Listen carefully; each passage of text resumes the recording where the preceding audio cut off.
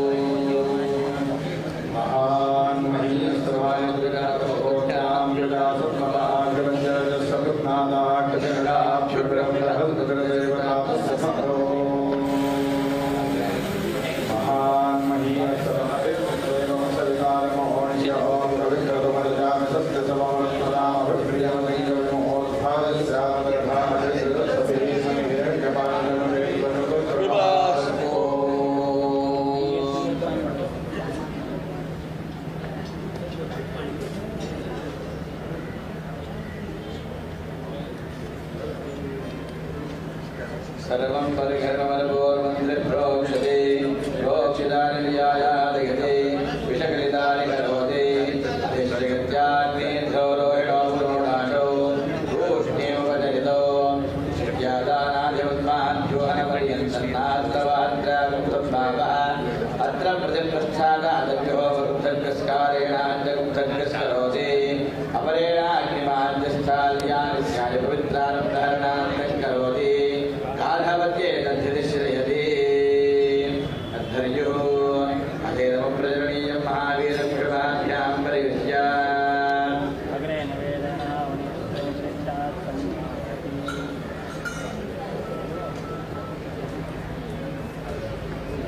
देवपुरश्चर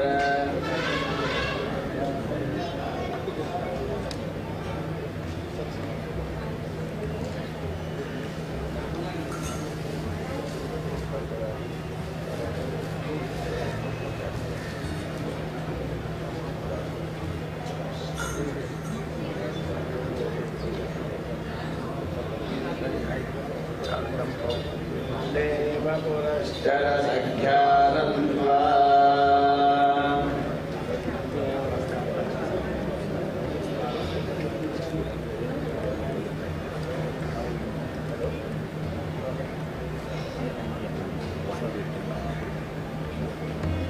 देवपुरश्चर सख्यानन्वा अथैनं प्रजरणीयं महावीरं कृपाभ्यां परियुज्य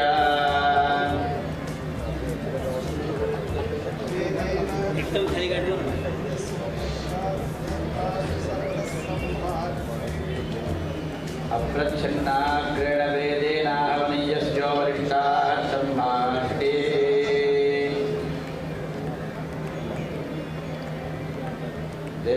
देवपुरश्चर सख्यातन्त्वा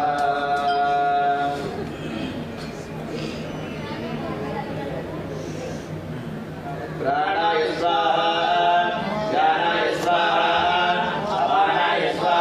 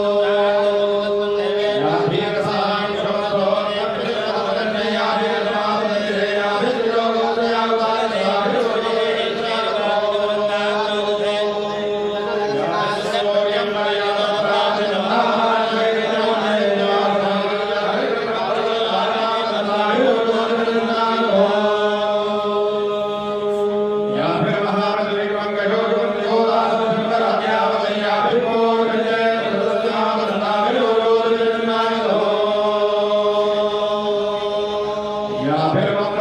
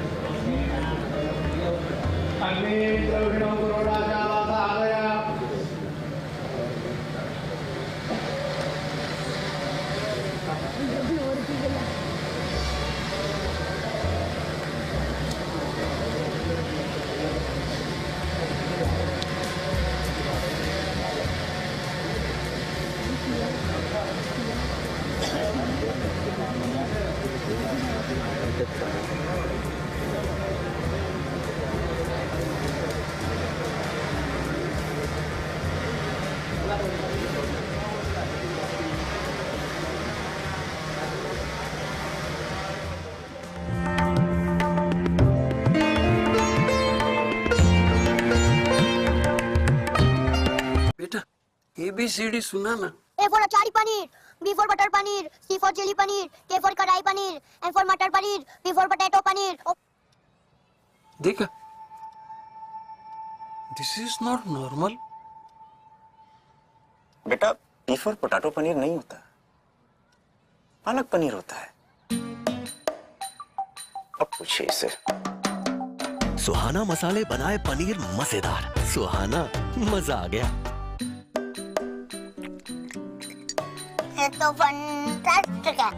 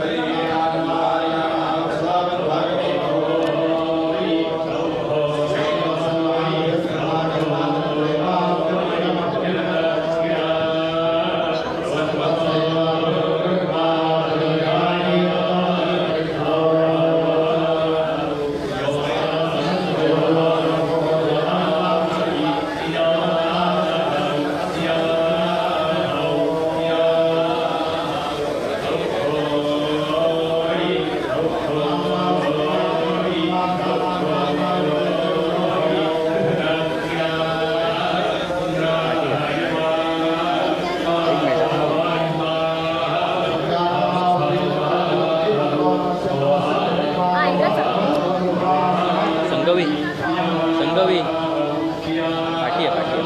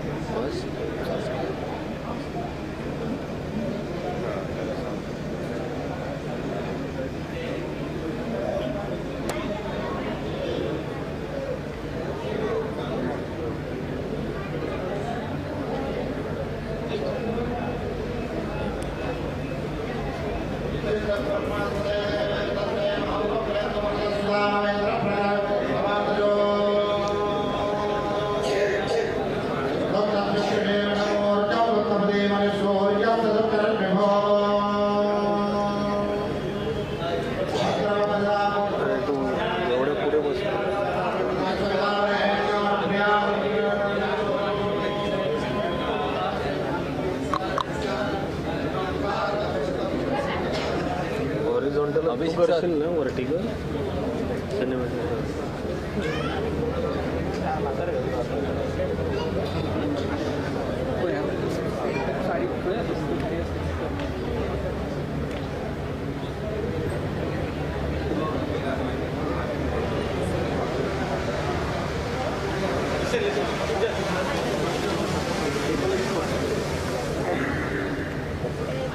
अभिषेक sir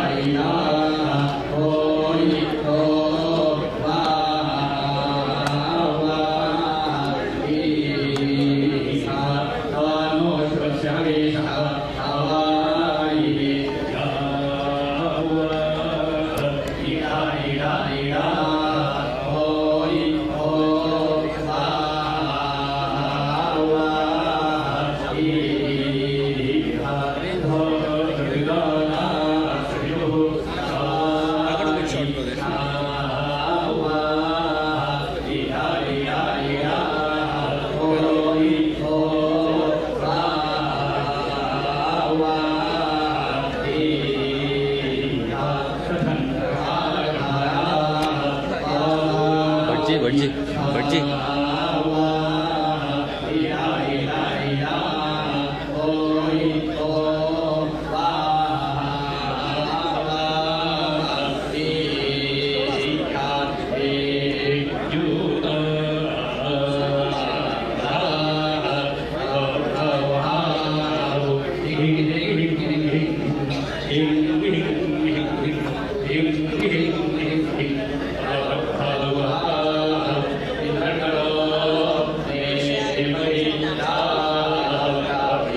यथा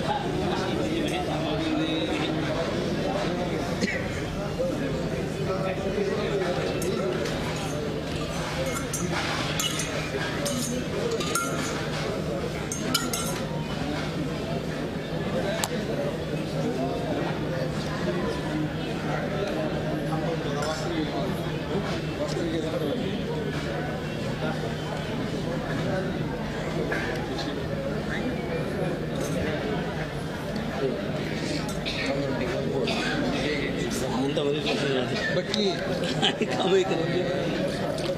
तसंच असतं ठेवायचे असते ते मुद्दामच काय जागाच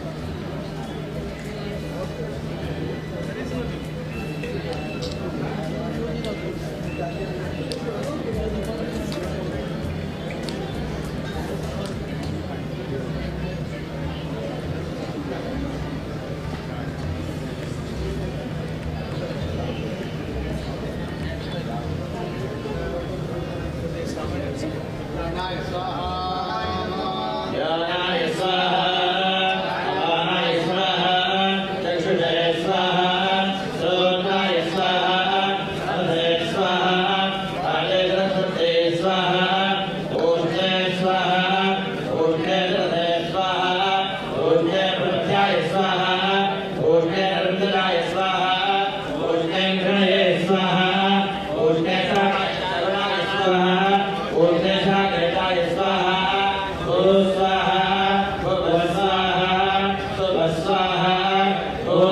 स्वाहा स्वाहा भूर्विकारवत्ये भू स्वाहा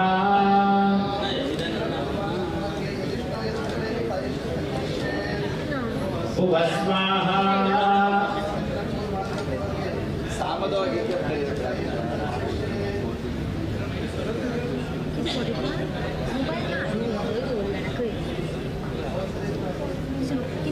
शुभ स्वाहा ओम भूर्भुवः स्वः स्वाहा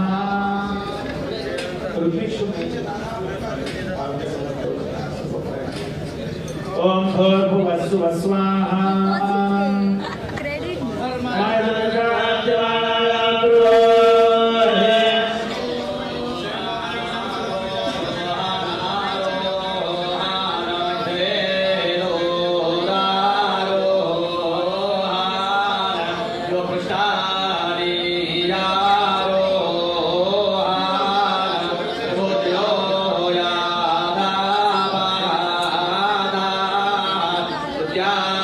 Yeah.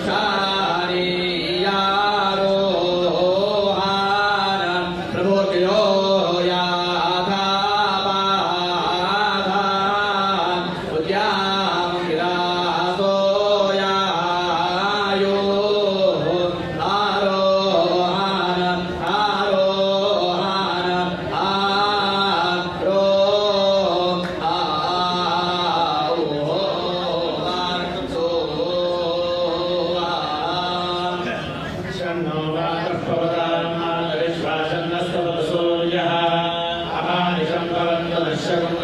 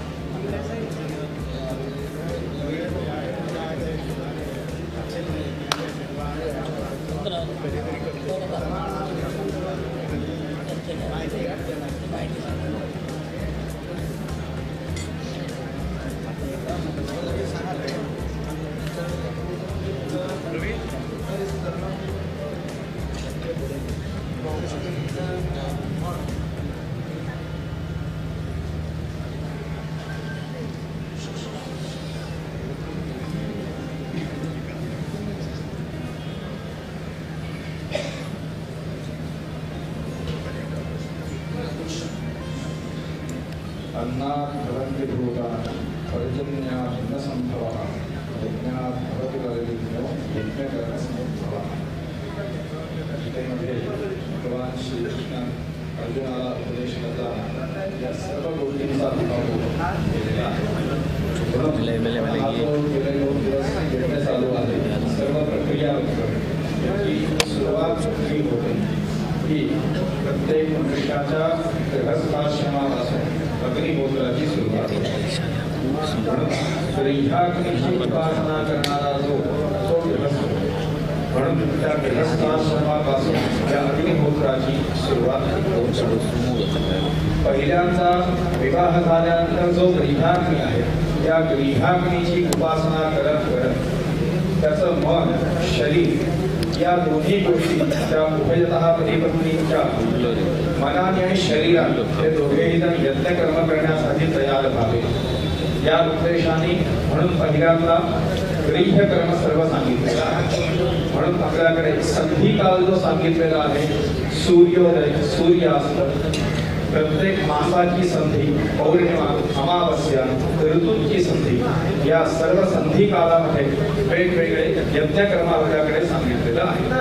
त्याच्यामध्ये सप्त पाकसंस्था आहे, सप्त हविसंस्था आहे, सप्त सोमसंस्था आहे। हा सोमयज्ञ करणं एकदम सर्व गोष्टींनी, शरीरानी, मनानी तेवढी आपली भावना, भाव तेवढा जागृत होणं हे महत्त्वाचं आहे। म्हणून हे सर्व तयार होण्यासाठी पहिल्यांदा गृह्यकर्म, गृहाग्नीची उपासना ही पहिल्यांदा सांगितलेली आहे। गृहाग्नीची उपासना करत करत तो यजमान पत्नी हे दोघेही मनाने, शरीराने हे यज्ञकर्म करण्याचा तप करत करत हा सोमयाग करण्यास त्या पद्धतीने योग्य रीतीने तयार होत जातात। म्हणून त्रिह्याग्नीची उपासना करून काही वर्ष ती त्रिह्याग्नीची उपासना करावी. ती उपासना झाल्यानंतर मग श्रौत अग्नीचं आधान, ज्याला आपण हे सर्व सोमयज्ञादिका कर्म जे सर्व करत आहोत ते आपण पाहत आहोत. हे श्रौत आधान म्हणजे ते अग्नीचं आधान करणे, हे करण्यासाठी पहिल्यांदा या त्रिह्याग्नीची उपासना, ती उपासना झाल्यानंतर त्याच अग्नीवरती या श्रौत अग्नीचं आधान होत जातं. मग या 3 कुंड आपण इथे पाहत आहोत. या याच्यामध्ये एक गोलाकार कुंड आहे, एक अर्धवर्तुळाकार आहे आणि एक चौकोनी कुंड आहे.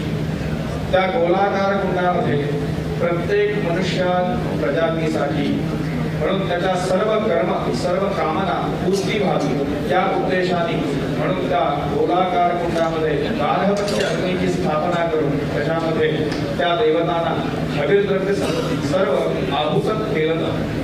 म्हणून ते हविर्द्रव्य तिथे देऊन सर्व मनुष्य प्रजातीची कामना पूर्ण व्हावी या उद्देशाने त्या गार्हपत्य अग्नीमध्ये देवतांना आहुती दिली जाते. त्यानंतर पितृदेवतांची तुष्टी व्हावी त्या उद्देशाने म्हणून तो दक्षिणाग्नी ठेवलेला आहे. त्या अर्धगोल कुंडामध्ये दक्षिणाग्नीची स्थापना करून त्याच्यामध्ये सर्व पितृदेवतांची संतुष्टता व्हावी या उद्देशाने तिथे यज्ञकर्म सांगितलेलं आहे. आणि नंतर इथे जे चौकोनी कुंड आहे त्याला आहवनीय कुंड म्हणतात. आहवनीय अग्नीची तिथे स्थापना होते. त्या आहवनीय अग्नीच्या स्थापनेमध्ये देवता पुष्ट होऊन देवतांनी सर्व जे भूतलावरती चराचरात जी काही प्राणी सृष्टी आहे या सर्व प्राणी सृष्टीचा योगक्षेम उत्तम प्रकाराने व्हावा या उद्देशाने म्हणून सर्व देवता पुष्ट व्हाव्या म्हणून आहवनीय अग्नीमध्ये सर्व देवतांना उद्देशून हवन केलं जातं.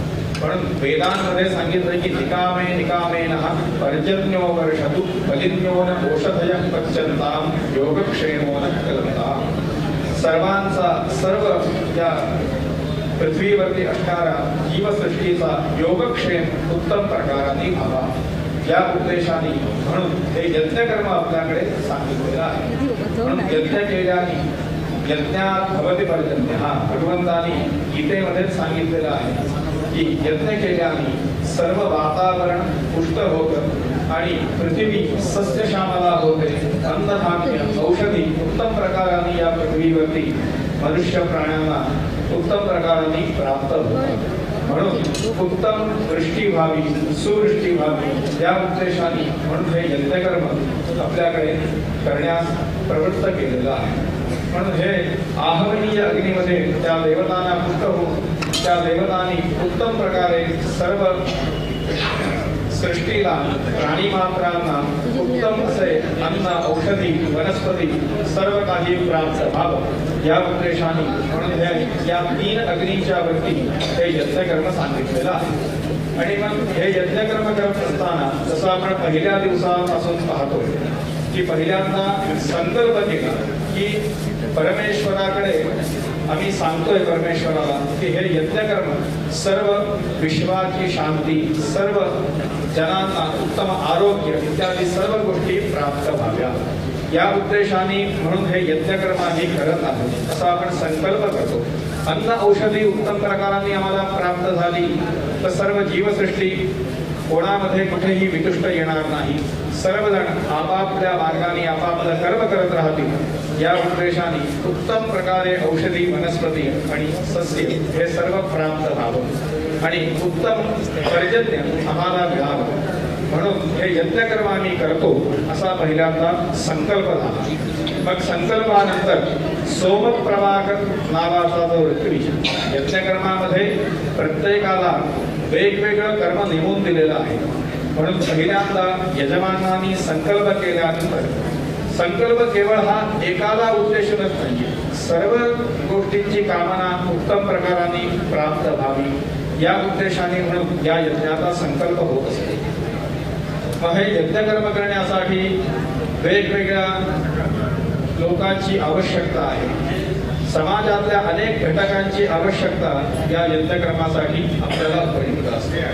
हे केवळ ऋत्वीजच एकत्र आले की यज्ञ होतो असं नाही या यज्ञकर्मासाठी अनेक प्रकारची वनस्पती, औषधी, त्यानंतर वेगवेगळ्या प्रकारची द्रव्य ही सर्व आवश्यक आहेत. ही आवश्यक आहे ती सर्व मिळण्यासाठी वेगवेगळ्या लोकांची आपल्याला उपयुक्तता इथे आवश्यक आहे.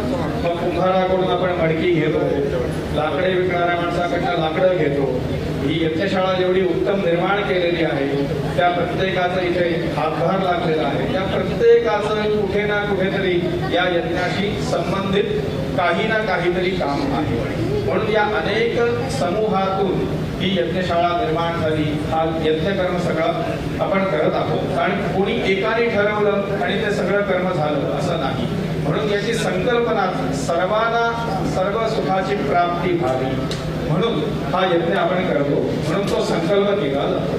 त्यानंतर सोमप्रभाग नावाचा जो ऋत्विज, तो ऋत्विज यजमान त्याची नेमणूक करतात की या यज्ञासाठी जे आवश्यक असणारे ऋत्विज आहेत या प्रत्येकाचं तुम्ही शोधन करून त्याला इथे बोलवा आणि त्या प्रत्येकाला आपण हे यज्ञकर्म करण्यास इथे त्यांना आपण वर्णन करून त्यांना हे यज्ञकर्म करण्यास सांगूया. म्हणून हे यजमान आणि सोमप्रभा हे दोघेही जण त्या प्रत्येक ऋत्विजाकडे जाऊन त्याला सांगतात की या ज्या प्रकारचा यज्ञ, अग्निष्टोम नावाचा यज्ञ आम्ही आज करत आहोत आणि या यज्ञासाठी म्हणून आपली तिथे आवश्यकता आहे. आपण येऊन तिथे जे कर्म आम्ही नेमून देऊ ते कर्म आपण करा. म्हणून मग ते यज्ञकर्म करण्यासाठी सर्व ऋत्विजांची नेमणूक तिथे केली जाते.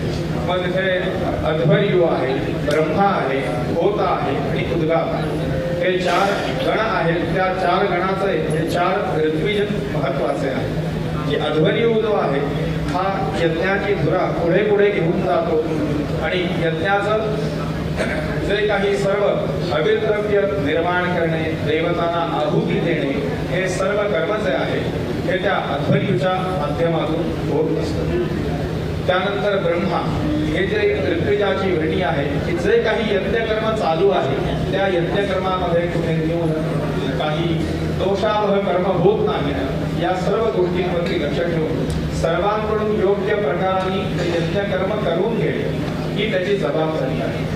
म्हणून सर्व गोष्टींची लक्ष देऊन त्यांनी या सर्व गोष्टी प्रत्येक ऋत्विजाकडून उत्तम प्रकाराने करून घ्याव्या. कारण मनुष्य म्हटल्यानंतर प्रत्येकामध्ये न्यून अतिरिक्त काही ना काहीतरी आहे.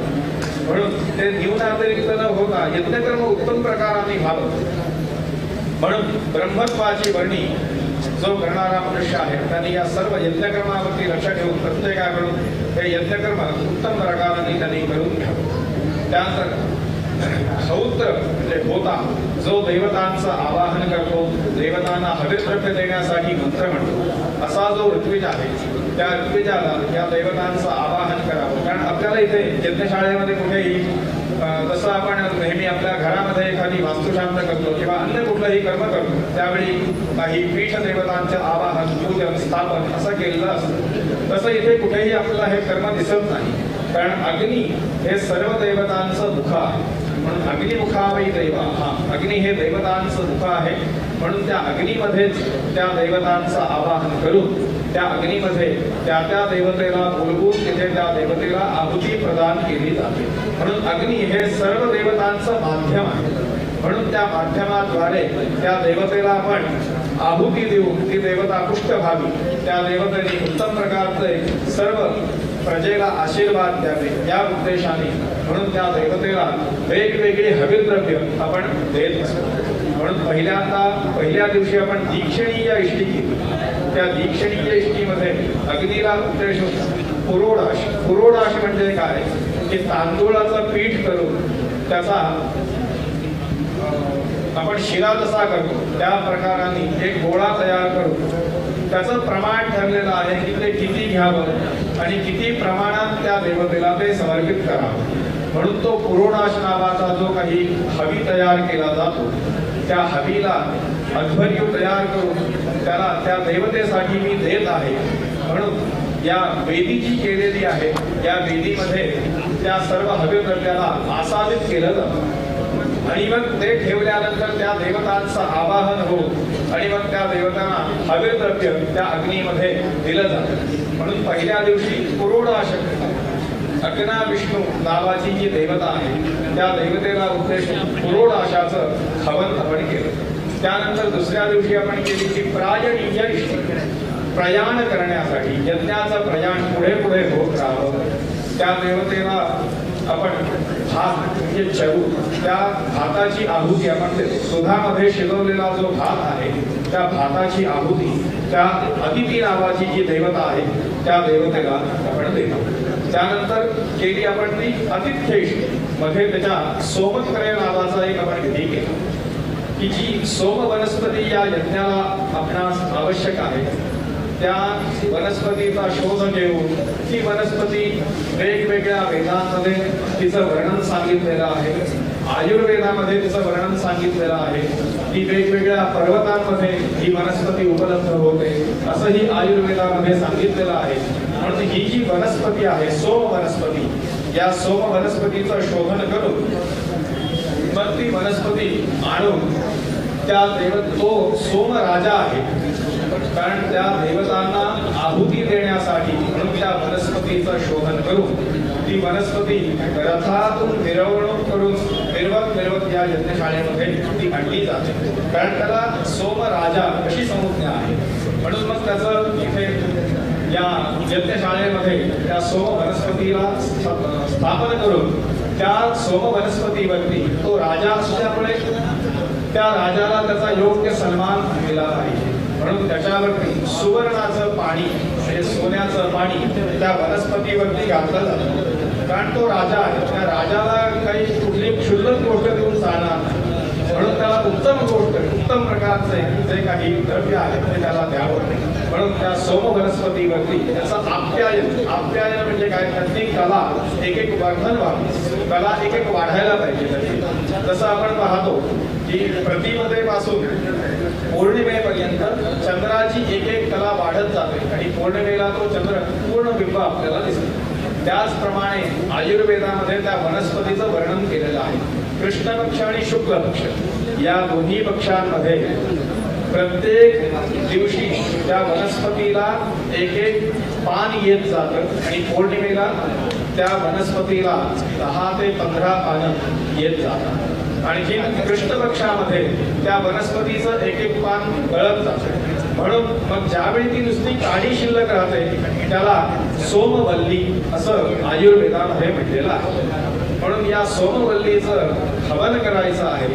ही सोमवल्ली कशी सांगितलेली आहे आयुर्वेदामध्ये, तर किंचित कडू, त्यानंतर मधुर आणि आपल्या शरीरातले त्रिदोष ते सांगितलेले आहेत. कफ वात पित्त या त्रिदोषांचं सर्व निरासन करून उत्तम आरोग्य देणारी अशी ती सोम वनस्पती असं आयुर्वेदामध्ये सुश्रुताचार्यांनी त्यांच्या ग्रंथामध्ये सुश्रुत ग्रंथामध्ये या सोम वनस्पतीचं वर्णन केलेलं आहे. म्हणून ही सोम वनस्पती जी आहे त्या सोम वनस्पतीचा शोध मग त्याचा त्यांनी ठिकाण कुठे कुठे सांगितलंय, तर हिमालय, त्यानंतर वेगवेगळ्या ज्या पर्वत रांगा आपल्या भारतवर्षामध्ये किंवा अफगाण हा जो सगळा प्रदेश आहे या प्रदेशामध्ये या सोम वनस्पतीचं त्यांनी तिथे त्या त्या प्रकारांनी वेगवेगळ्या प्रकारांनी ही सोम औषधी सोम वनस्पती प्राप्त होते असं वर्णन आयुर्वेदामध्ये सुश्रुताचार्यांनी करून ठेवलेलं आहे. म्हणून प्रत्येक ठिकाणी ती सोम वनस्पती प्राप्त होईलच असं नाही. म्हणून तिच्या जागी कुतिका नावाची जी वनस्पती आहे ती पण सोम सदृशच आहे. म्हणून त्या वनस्पती तिचाही गुणधर्म तोच आहे, तिची चवही तशीच आहे. म्हणून ती कुतिका नावाची जी वनस्पती आहे ती वनस्पती घेऊन त्या वनस्पतीचं शोधन करून आणि मग तिचा रस काढून तो त्या वेगवेगळ्या देवतांना तुम्ही समर्पित करावा या उद्देशाने म्हणून त्या सोमराजाचं आपण स्वागत करून या राजवंशामध्ये त्याला स्थानापन्न केलेलं आहे. आपण हे सोमयाग करत असताना सोम वनस्पतीचं इथे संस्थापन झालं आणि मग तो अतिथी या यज्ञासाठी आलेला आहे. म्हणून मग त्या उद्देशाने आतिथ्य इष्टी, तसं एखादा अतिथी आपल्याकडे येतो मग तो अतिथी आल्यानंतर त्याचं वेगवेगळ्या प्रकाराने आपण स्वागत करतो. तसं पहिल्या दिवशी आपण सर्व ऋत्विजांचं इथे त्यांना बोलवून त्यांनी कुठलं कर्म करावं हे त्यांना आपण नेमणूक त्यांची करून दिली. मग त्यानंतर त्यांना मधुपर्क आपण केला. तसंच या सोम राजाचं आपण इथे स्वागत करतो. मग स्वागत केल्यानंतर त्याचं आतिथ्य उत्तम प्रकाराने व्हायला हवं.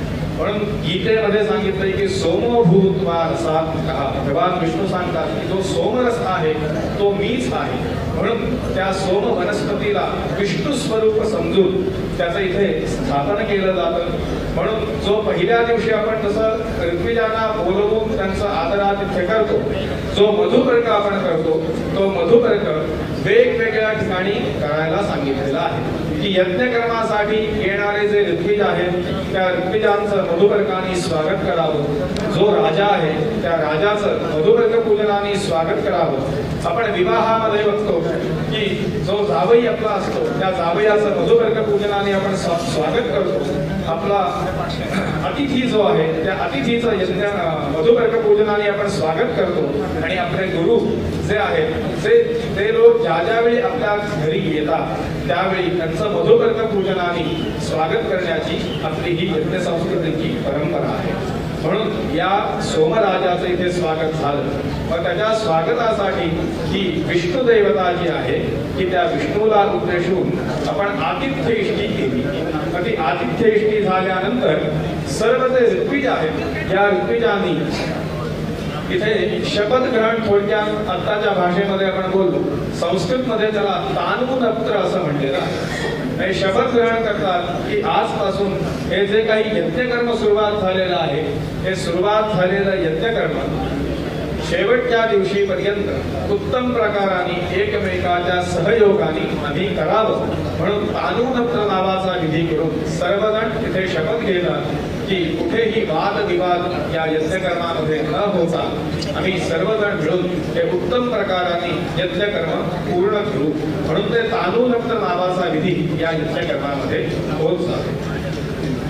या तानूनत्र झाल्यानंतर इथे आपण प्रवर्ग्य संभरण म्हणजे आज जे काही 2 दिवस आपण बघतो इथे प्रवर्ग्य संभरण जे चालू आहे हे प्रवर्ग्य संभरण झाल्यानंतर त्या प्रवर्ग्यासाठी लागणारी लाकडाची पात्र, मातीची पात्र ही सर्व तयार केली जातात. ती तयार करून हा प्रवर्ग्य विधी जो आपण बघतोय तो त्यानंतर सुरुवात होतो.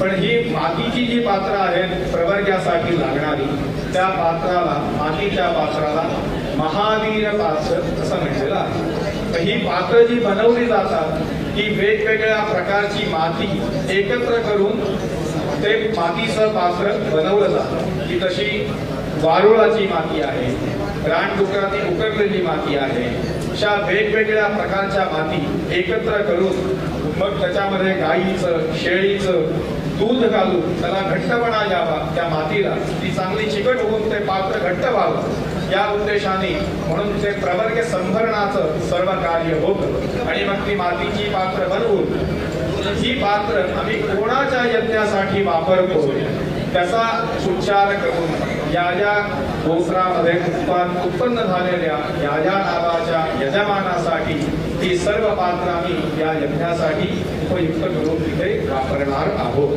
म्हणून मग तिथे त्याचं त्या पात्रांचं सर्व निर्माण होतं. आणि मग ते निर्माण झाल्यानंतर आपण 2 दिवस बघतोय की इथे आपण हे प्रवर्ग्य चालू आहे. हे जे प्रवर्ग्य आहे हे उत्तम प्रकाराने या भूमीवरती औषधी वनस्पती प्राप्त व्हाव्या, अन्न आणि पर्जन्य हे प्राप्त व्हावं. म्हणून या यज्ञशाळा जी आपण बघतोय की नाही या यज्ञशाळेचं पूर्व दिशेपासून जर आपण पाहत आलो तर तिकडे चौकोनी जी मोठी वेदी आहे त्याला उत्तर वेदी असं म्हणलेलं आहे. त्या उत्तर वेदीच्या पूर्व भागामध्ये उद्या एक स्तंभ उभा केला जातो, त्याला युपस्तंभ असं म्हणलेलं आहे. जसं मनुष्याचं शरीर आहे त्याप्रमाणे या यज्ञशाळेची रचना सांगितलेली आहे. म्हणून तो जो युप आहे तो युप हा या यज्ञपुरुषाची शिखा असं सांगितलेलं आहे.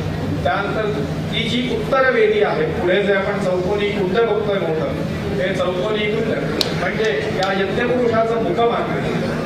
त्यानंतर त्याच्या मागच्या बाजूला एक चौकोनी मंडप आहे त्याला हविर्धान मंडप असं म्हणलेलं आहे. की त्या हविर्धान मंडपामध्ये त्या सोमरसाचं संशोधन, त्याचा रस काढणं, अशा सर्व गोष्टी तिथे करून हवींचं आसादन ज्या मंडपामध्ये होत जातं त्याला हविर्धान मंडप असं म्हणलेलं आहे. तिथे समोर एक चौकोनी घरं तयार करून त्याच्यावरती वेगवेगळी लाकडाची पात्र ठेवलेली आपण पाहतो की त्याला ग्रह आणि चमस असं म्हणलेलं आहे. आपण अनेक वेळी आपल्या घरामध्ये वेगवेगळे कार्यक्रम करतो, त्यावेळी कधी आपण शंकराचा अभिषेक करतो, तर शंकराचा अभिषेक करत असताना आपल्याकडे येणारे जे गुरुजी आहेत हे रुद्र म्हणतात. त्या रुद्रामध्ये जो चमकानुवाक आहे, या चमकानुवाकामध्ये या सर्व यज्ञशाळेच्या ज्या काही आपल्याला वेगवेगळे ही ठिकाणं दिसतात, या सर्व गोष्टींचं वर्णन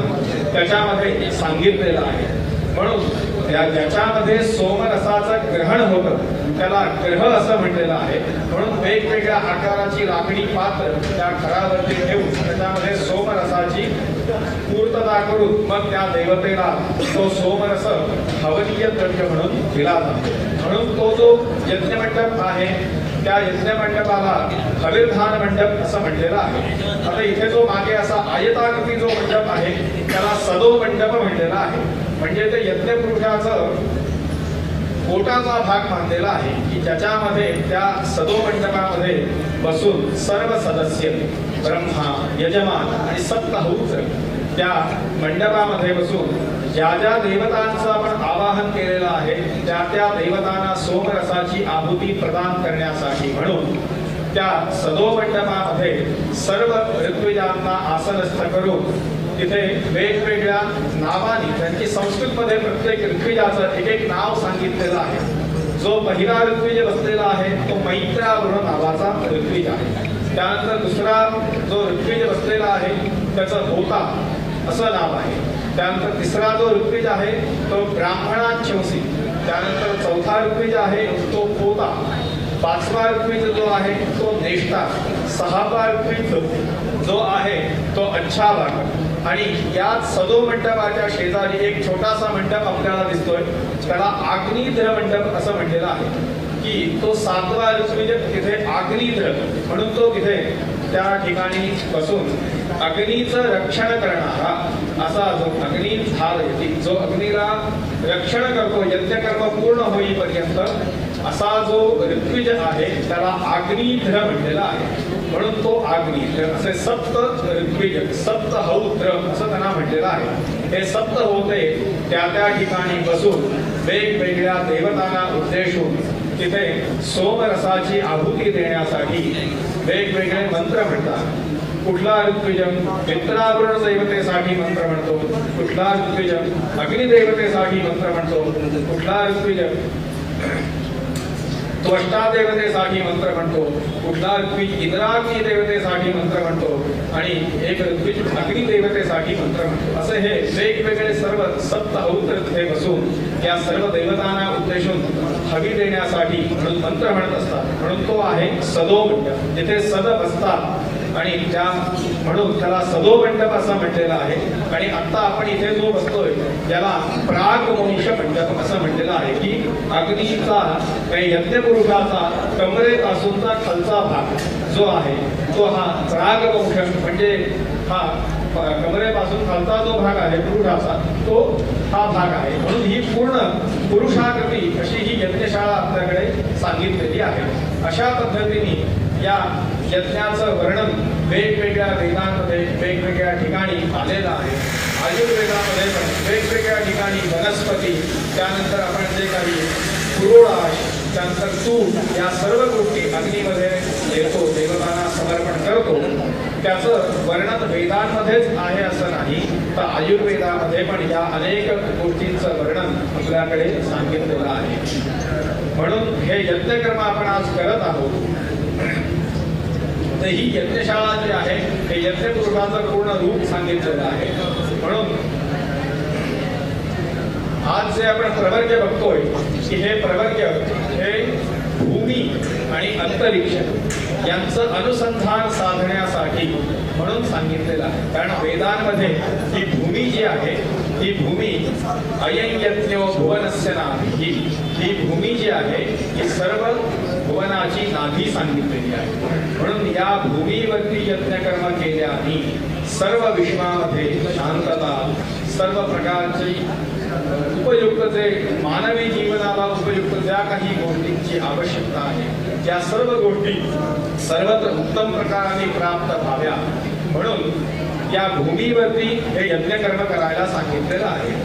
हे यज्ञकर्म करत असताना ज्या ज्वाला आपण वरती अवकाशामध्ये जाताना बघतो की तो सूर्य हे सर्व सृष्टीचं शिर म्हणजे डोकं सांगितलेलं आहे की त्याच्याशी या भूमीचं अनुसंधान साधून सर्व भूमीवरती उत्तम प्रकाराने औषधी वनस्पती या सर्व गोष्टी प्राप्त व्हाव्या, पर्जन्य सर्व ठिकाणी उत्तम प्रकाराने प्राप्त व्हावा म्हणून या दोघांचं अनुसंधान साधून सर्वत्र हे सगळं यज्ञकर्म उत्तम प्रकाराने झाल्यानंतर सगळीकडे औषधी वनस्पती हे प्राप्त होणार म्हणून हे प्रवर्ग्य विधी या यज्ञकर्मामध्ये प्रामुख्याने सांगितलेलं आहे.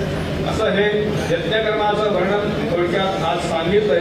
पुढे पुढे जसं यज्ञकर्म होत जाईल त्याप्रमाणे पुन्हा पुन्हा जिथे आवश्यकता आहे तिथे आपण या यज्ञकर्माबद्दल विवेचन करूया. यज्ञनारायण भगवान की जय.